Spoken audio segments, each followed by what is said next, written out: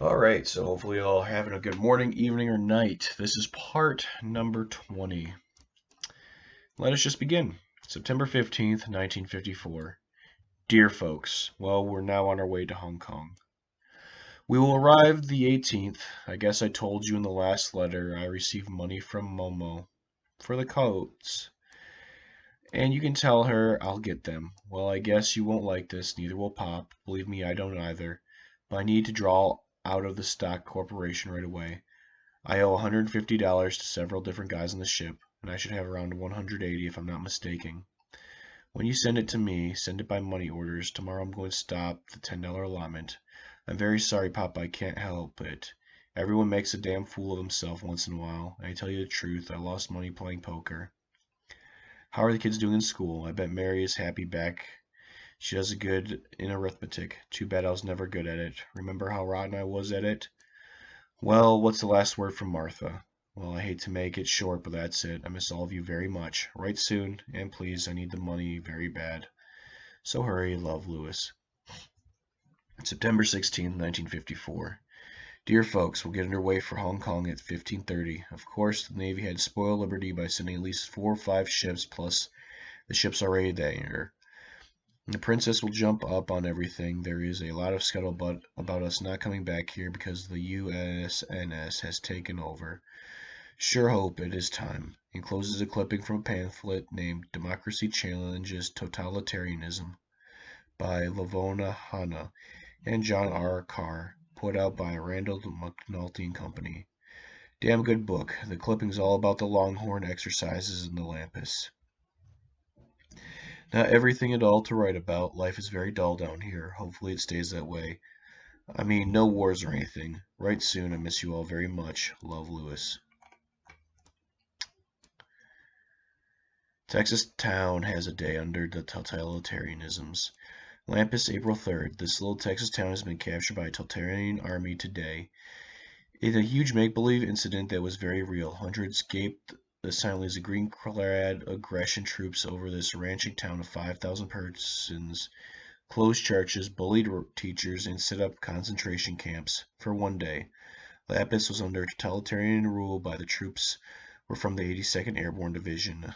The aggressors and exercised Longhorn, the biggest military maneuvers in U.S. history.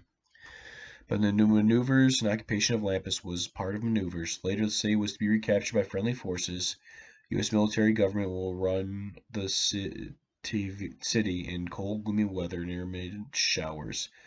The troops arrested businessmen, tossed citizens into barbed wire concentration camps, conducted brief, one-sided trials, posted guards in schoolrooms, checked on teacher insurrection. 3 citizens arrested, tried, sentenced trials of machine gun rapidity. Sound trucks blared propaganda through the day, telling people how they were liberated and had a new humane government of the Centralist Party. The commander approached to take off your hats, bow low, and blared columns of rigid troops stood. D.W. Cunningham, the commanding general of the 82nd. Cunningham announced that Texas had once more become a republic and would consider itself liberated from the Wall Street warmongers and had been given its Thailands. The band then played the aggressors' national anthem, the Russian tune, Song of the Field.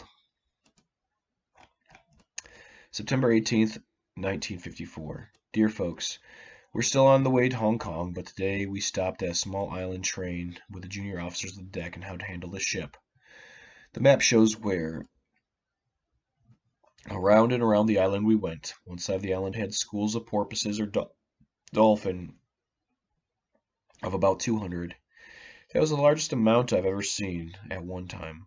The ship went right through the middle of them and they followed us right along.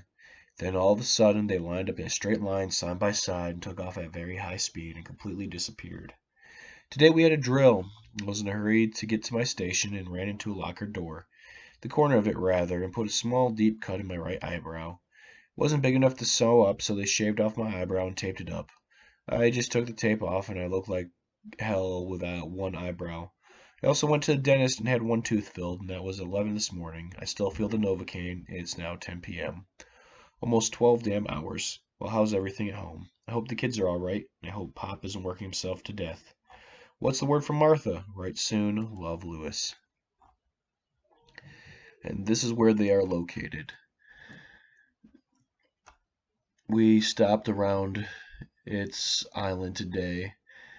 Also, something that was guarding a cumulative about 3 miles away, but she loose big in that way. Basically, his draw map of where they are, where China is, where Hong Kong is, where the Philippines are, and where Japan is. But that is all. Hopefully you guys had a good one and enjoyed the short video today. Hopefully we can continue this soon. Hopefully you all also have a good morning, afternoon, evening, and a good rest of your day.